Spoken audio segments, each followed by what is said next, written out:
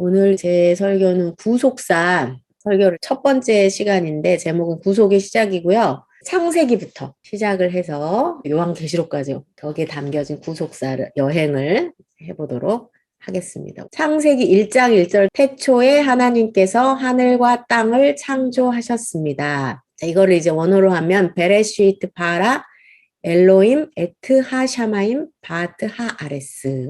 베레시트는 처음에라는 뜻이고요. 바라는 창조하셨다, 만들었다 이런 뜻입니다. 엘로힘은 하나님, 그다음에 하샤마임은 이제 그예요. 하가 그 하늘. 샤마임이 하늘이죠. 바트 그리고 하아레스. 아레스가 이제 땅인데 사실 여기 창세기 1장 1절에도 굉장히 많은 뜻이 담겨 있어요. 성경은 하나님이 예수 그리스도를 통하여 선택하신 백성을 구속하신 구원의 역사인 구속사라고 우리 몇 주 동안 제가 계속 우리 책임나 목사님과 스티븐 목사님의 설교를 가지고 여러분한테 이제 알려드렸고요. 선택하신 백성을 향한 구원의 역사인 거예요. 선택 안 한 사람이 해당이 되지 않습니다. 구속사는. 때문에 구속사적 관점으로 성경을 해석하지 않으면 생명이 없는 역사책에 불과할 것입니다. 그러니까 역사책을 읽는 거예요. 어떻게 이 땅에 하늘과 별이 생겼고 또 이스라엘이 어떻게 선택됐고 우리 조선의 역사 그것처럼 생명이 없는 역사책에 불과하지만 구속사적 관점으로 성경을 해석할 때 그 모든 구절들이 다 생명이 된다는 거예요. 먼저 베레시트를 살펴보도록 하겠습니다. 창세기는 베레시트로 시작을 합니다. 창세기는 창세라는 말이 없어요. 근데 왜 창세기인가? 자, 이거는 이제 진화론 전에는 이제 다 하나님이 창조하셨다는 그거가 암암리에 이제 다 공식적으로 그걸 믿고 있었는데 갑자기 이제 진화론이 우세하기 시작하면서 진화론에 대한 반대 개념으로 원래 창조론이라는 말은 없죠. 론이 아닙니다. 창조지 론이 아니에요. 그런데 이제 우리 후세들에게 이건 위험하다. 진화론은 이런 세계관은 위험하다. 그래서 이제 창세기라고 이름을 했다는 설이 유력합니다. 그런데 창세라는 말은 없어요. 원래는 이제 시작, 처음, 기원이라는 뜻이에요.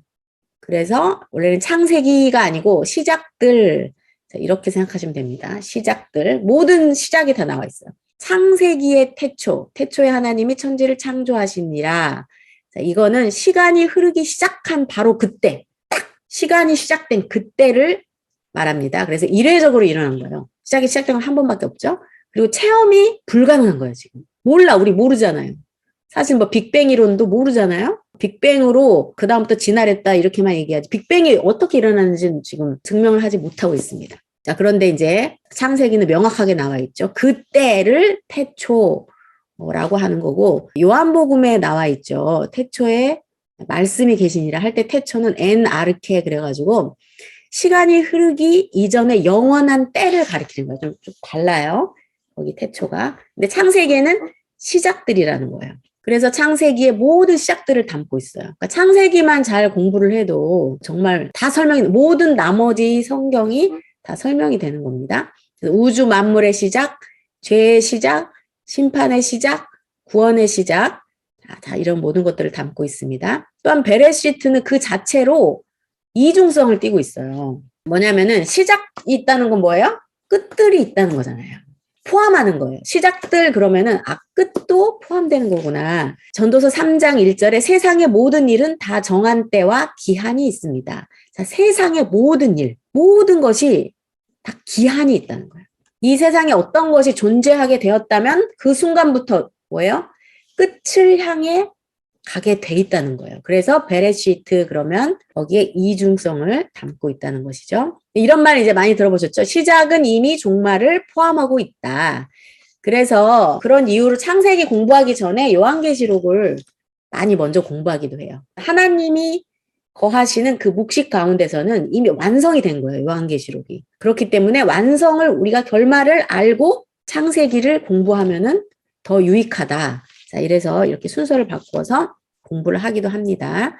지금 최근화 목사님께서 요한계시록을 쓰고 계시다고 하는데 우리 선교사님께서 그 책이 나오자마자 우리가 공부를 하겠다. 그래서 같이 기도해 주세요. 빨리 책이 나와서 우리가 함께 요한계시록을 공부할 수 있도록. 시작이 종말을 포함한다는 말은 뭐냐면은 시간의 흐름 속에 있는 모든 것들이 우리 눈에 보이는 이 모든 것들이 다 한계가 있다는 그런 뜻이에요. 하나님의 시간은 무한해요.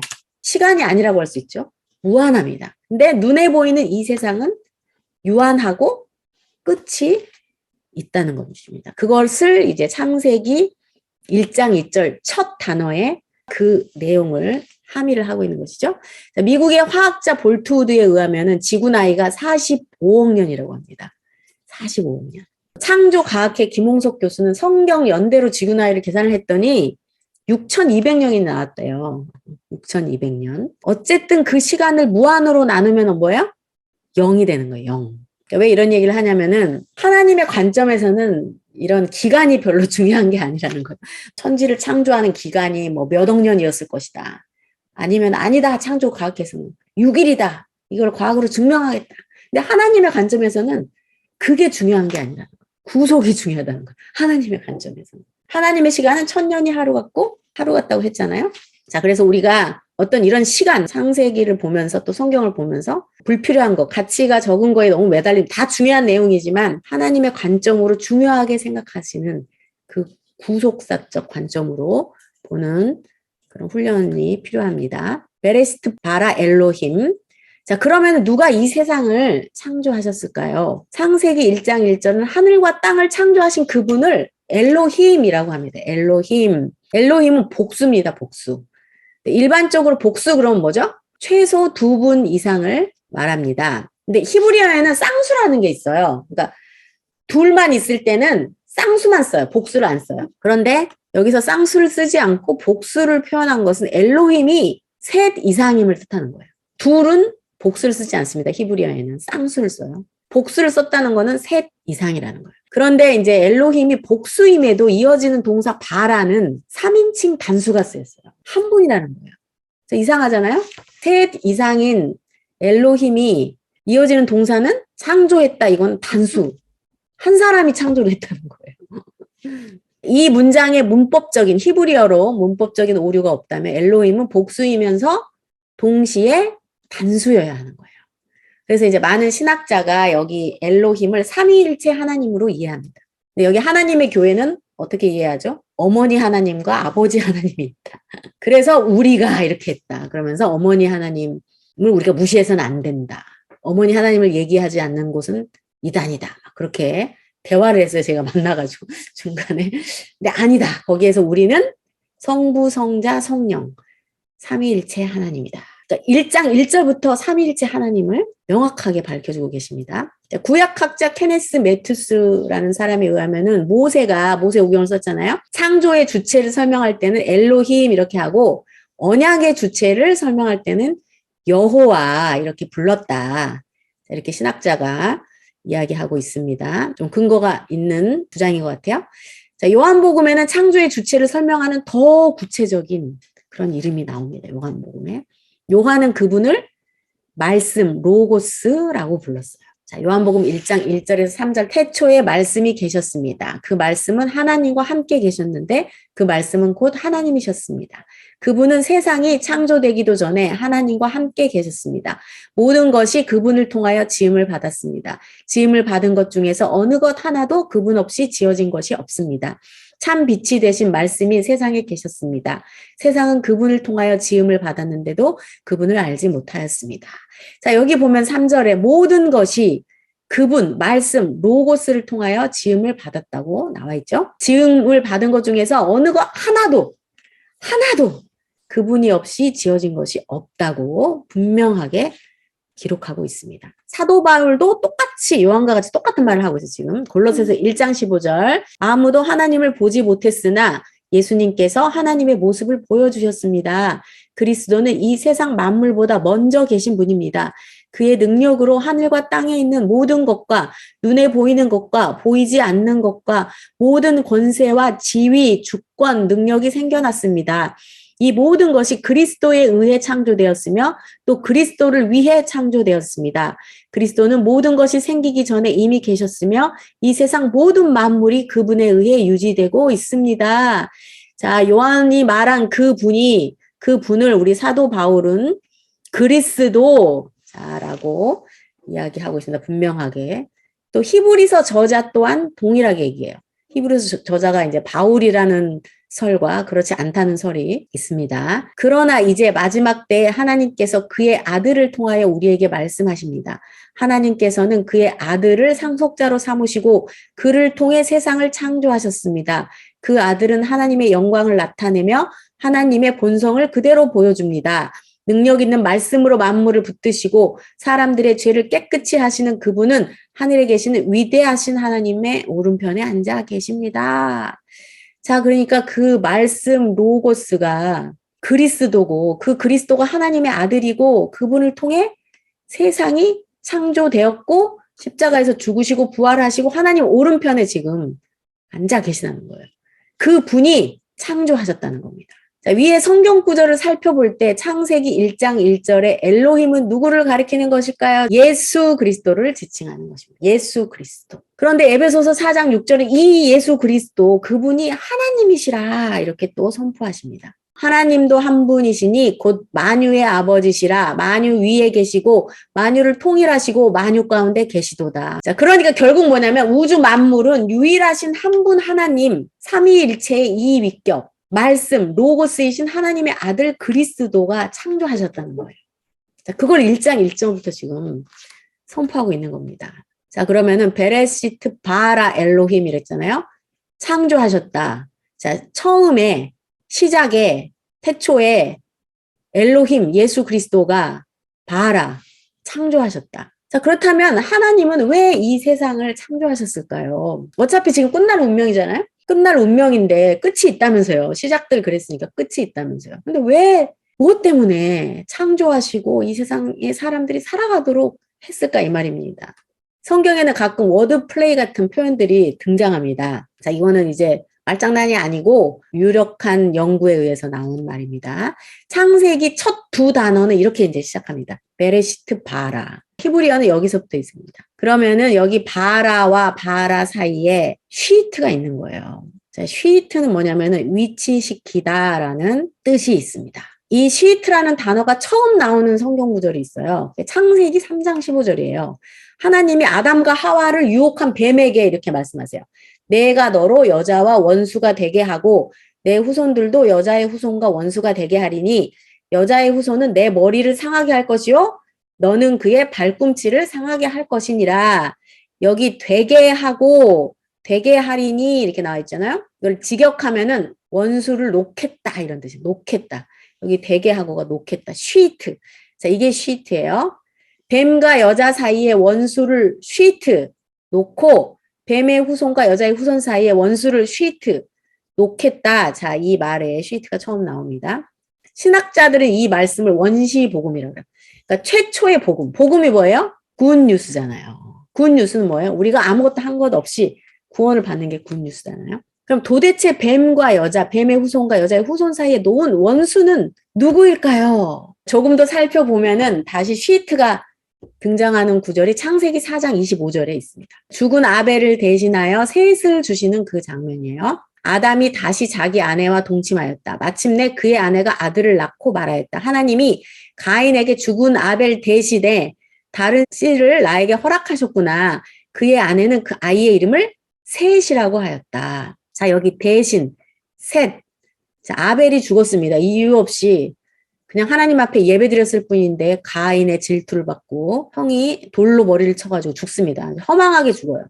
자, 아벨의 이름의 뜻도 없음이에요. 아벨 이름 자체가 없음입니다.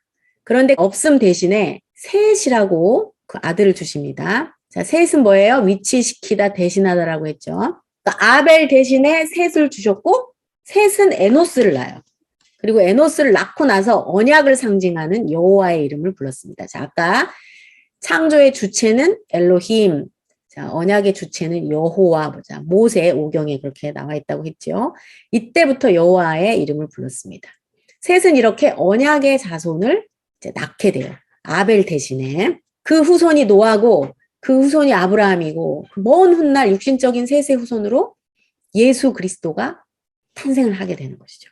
창세기에는 하나님이 창조하셨다, 하나님이 만드셨다 등의 창조 행위를 설명하면서 이제 세 가지 단어를 쓰거든요. 바라, 아사, 야차 이런 단어가 창세기에 계속 사용됩니다.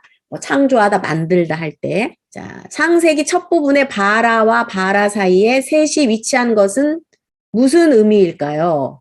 자, 아사와 야찰은 하나님과 사람 간 모두에게 사용되는데 바라는 하나님에게만 독점적으로 쓰였어요.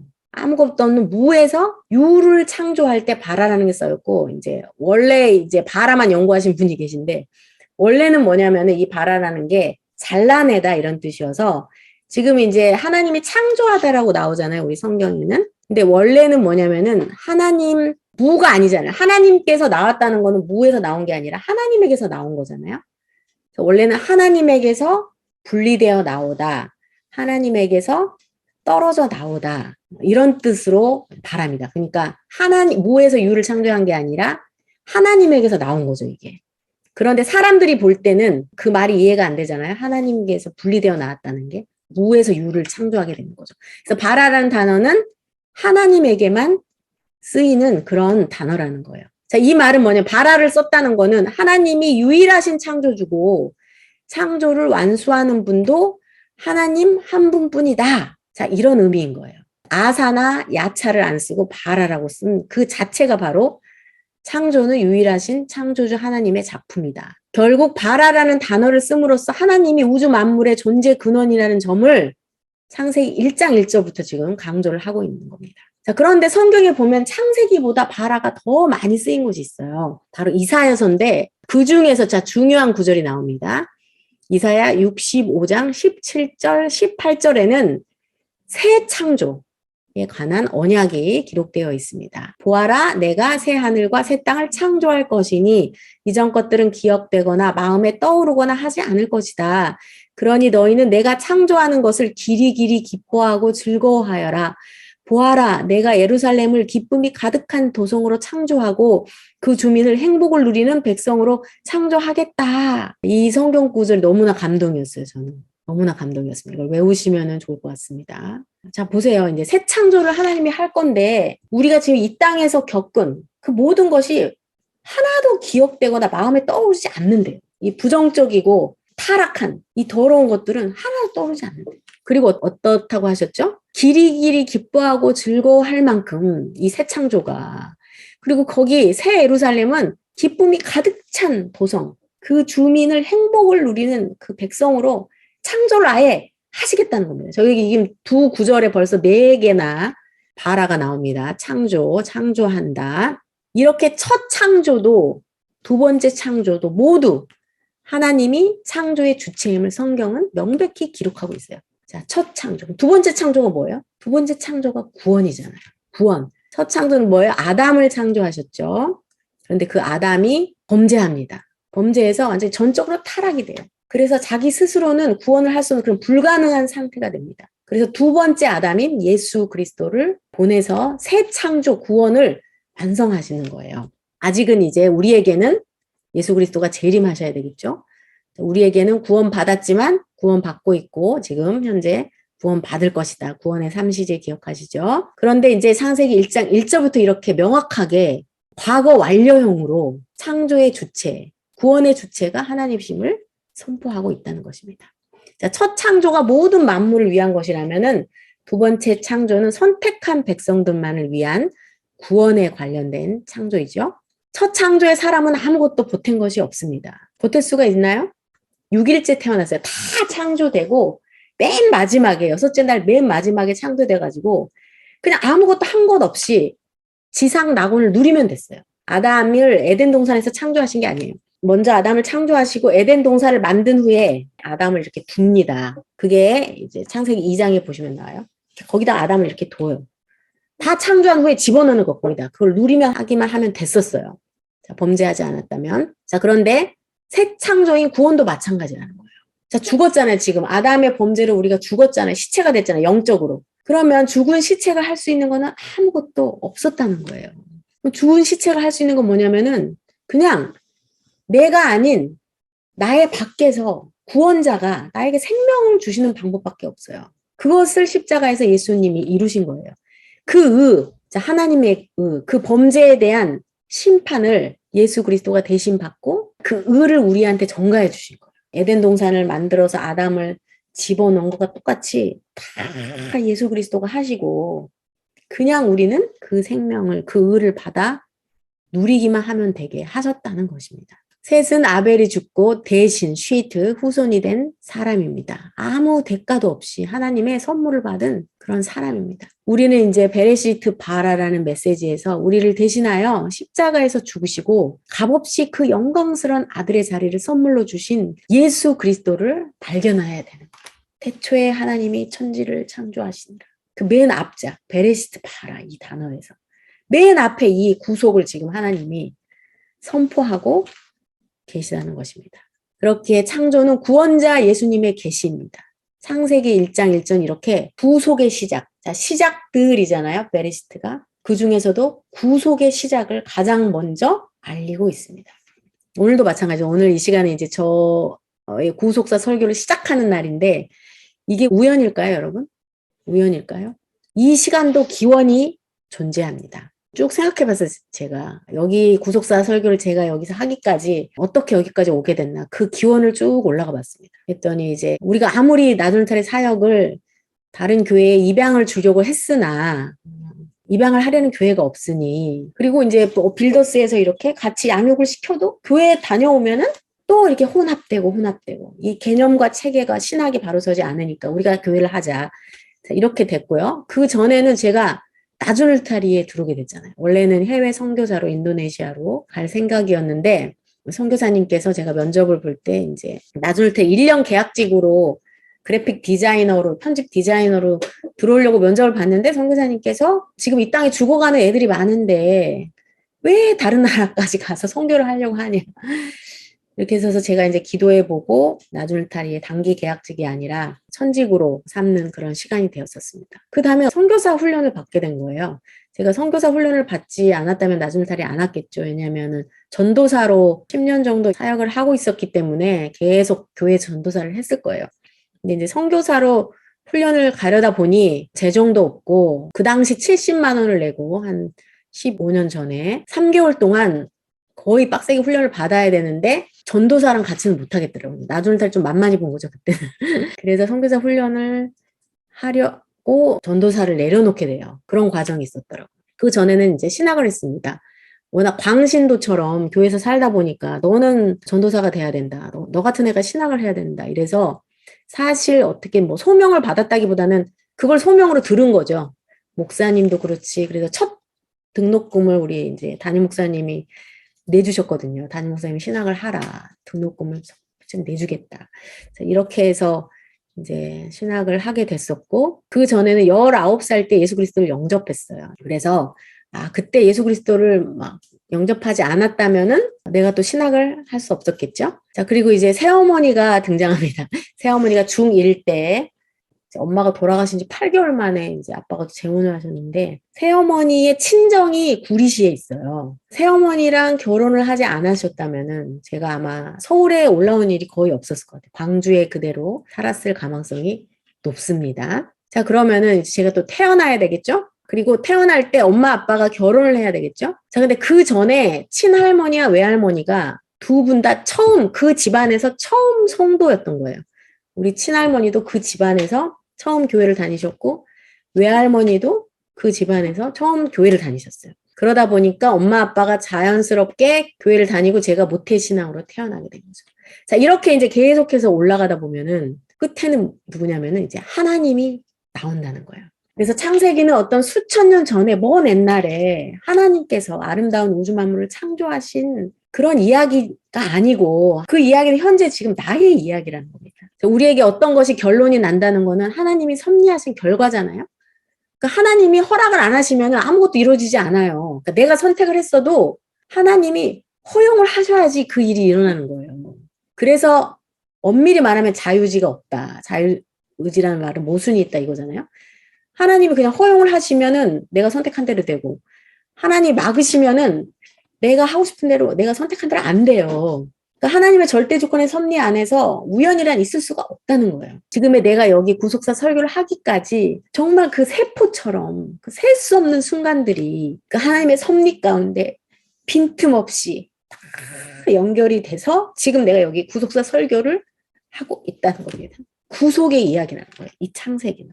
우리는 창세기 1장 1절에 하나님의 이 어마어마한 그런 사랑을 발견합니다. 자기 이름을 넣어서 한번 안나를 사랑하셔서 안나가 하나님을 영원토록 기뻐하고 즐거워하는 행복을 누리며 살게 하기 위해 우주 만물을 창조하시고 안나와 같은 인간이 되셨으며 기꺼이 십자가에서 구속을 이루시고 영광스럽게 부활하시고 보혜사 성령을 보내셔서 그 은혜를 깨닫고 누리게 하심으로 새 창조 완성의 언약을 믿고 소망하게 하셨습니다.